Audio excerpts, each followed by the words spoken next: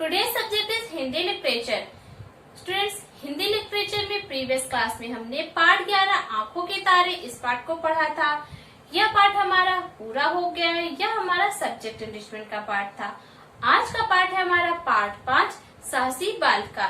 यह हमारा एक्टिविटी का पाठ है। तो स्टूडेंट्स, पाठ को शुरू करने से पहले जानते हैं इस पाठ की संकल्पना। इस पाठ में समुद्र तट के निकट रहने वाली उस साहसी बालिका का चित्रण है जिसने अपनी जान की परवाह न करके डूबते हुए जहाज के 14 यात्रियों को बचाया। तो स्टूडेंट्स, इस पाठ में कहानी दी गई है और इस कहानी में एक बालिका के साहसिक प्रसंग को बताया गया है कि किस प्रकार उसने जहाज में डूब रहे यात्रियों को बचाया। तो आइए अब हम इस पाठ को पढ़ते हैं और जानते हैं इस कहानी को। तो students, open your Hindi literature book and open the page number 28। मीलों दूर तक फैले समुद्र के बीचों बीच कहीं कहीं प्रकाश स्तंभ बने होते हैं जो समुद्र में छिपी हुई चट्टानों से जहाजों को सावधान करने के लिए तथा मार्ग दिखाने के लिए बनाए जाते हैं। ऐसे ही एक प्रकाश स्तंभ पर एक 14 वर्षीय बच्ची अपनी माँ के साथ बैठी थी। इस प्रकाश स्तंभ का कर्मचारी उस बालिका का पिता था। वह किसी कार्य से नगर में गया था। इस बालिका का नाम था ग्रेस। यह प्रकाश स्तंभ लंदन से थोड़ी दूर पर था। स्टूडेंट, समुद्र के बीचों बीच प्रकाश स्तंभ बनाए जाते हैं। यह प्रकाश स्तंभ जहाजों को रास्ता दिखाने तथा समुद्र में जो छिपी हुई चट्टानें होती हैं उनसे अवगत कराने के लिए बनाए जाते हैं। इसी प्रकार के एक प्रकाश स्तंभ पर ग्रेस नाम की बालिका अपनी माँ के साथ बैठी थी और यह प्रकाश स्तंभ के कर्मचारी उस बालिका के पिता थे। उस रात बहुत भयंकर आंधी आई। बालिका ग्रेस तथा उसकी माता ने भगवान का नाम लेकर किसी प्रकार रात बिताई। सवेरे ग्रेस ने दूरबीन से देखा कि दूर एक जहाज डूब रहा है। वह वीर बालिका उसी क्षण अपनी नाव लेकर समुद्र में उतर पड़ी। आंधी अभी पूरी तरह रुकी नहीं थी। समुद्र की लहरें बहुत ऊंची उछल रही थी, किंतु बालिका के मन में यह लगन थी कि यात्रियों को बचाना है। तो जिस रात उसके पिता बाहर गए हुए थे उस रात बहुत तेज आंधी आती है और उसकी माँ तथा ग्रेस दोनों भगवान का नाम लेते हुए रात बिताते हैं।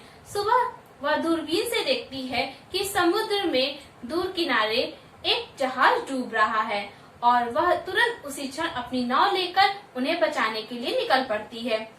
अभी भी आंधी पूरी तरह से शांत नहीं हुई होती है और समुद्र में लहरें उछाल मार रही होती हैं, लेकिन ग्रेस के मन में यह था कि वह किसी प्रकार यात्रियों को बचा ले।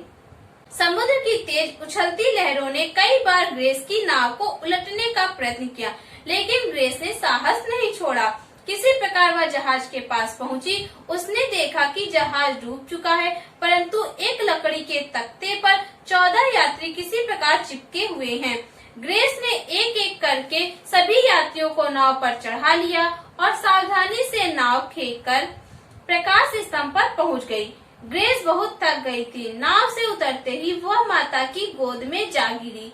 कुछ देर में ग्रेस के पिता भी लंदन से वापस आ गए। उन्होंने सब यात्रियों को नगर में पहुंचा दिया। सभी यात्रियों ने उस साहसी बालिका के सुखी जीवन के लिए भगवान से प्रार्थना की तथा उसे अनेक उपहार दिए। तो स्टूडेंट्स, जब ग्रेस अपनी नाव लेकर समुद्र में जाती उस समय भी आंधी आ ही रही होती है और समुद्र की लहरें बहुत तेजी से उछाल मारती हैं और वह उसकी नाव को पलटने की कोशिश करती है, लेकिन ग्रेस ने साहस नहीं छोड़ा। वह उस स्थान पर पहुंची। वह देखती है कि जहाज पूरी तरह से डूब चुका है, लेकिन एक लकड़ी के तख्ते पर 14 यात्री किसी तरह अपनी जान को बचाए हुए हैं। तो वह एक एक कर सभी यात्रियों को अपनी नाव में बिठा लेती है और उसे खींचकर अपने स्थान पर आती है। तब तक उसके पिता भी आ जाते हैं और वह उन सभी यात्रियों को नगर में पहुंचा देते हैं। सभी यात्री जाते हुए ग्रेस की साहस की प्रशंसा करते हैं, उसे उपहार देते हैं और उसके सुखी जीवन के लिए प्रार्थना करते हैं। तो स्टूडेंट्स, यह थी कहानी। इस कहानी से हमें क्या शिक्षा मिलती है कि संकट के समय हमें पीछे नहीं हटना चाहिए, हमें अपना साहस नहीं छोड़ना चाहिए, हमें सबकी मदद करनी चाहिए।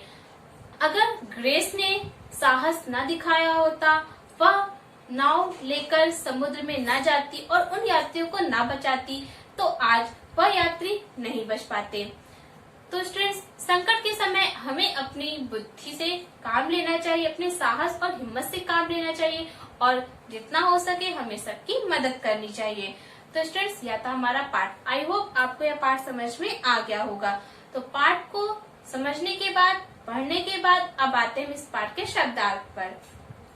तो स्टूडेंट्स, शब्दार्थ आपके पेज नंबर 29 पर दिए गए हैं। प्रकाश स्तंभ, रोशनी के खंभे, साहस, हिम्मत, प्रार्थना, निवेदन, भयंकर, डरावना, साहसी, बहादुर, उपहार, भेंट। तो स्टूडेंट्स, ये है हमारे शब्दार्थ। तो इन्हें पढ़ने के बाद अब आते हैं आज के क्लास वर्क पर।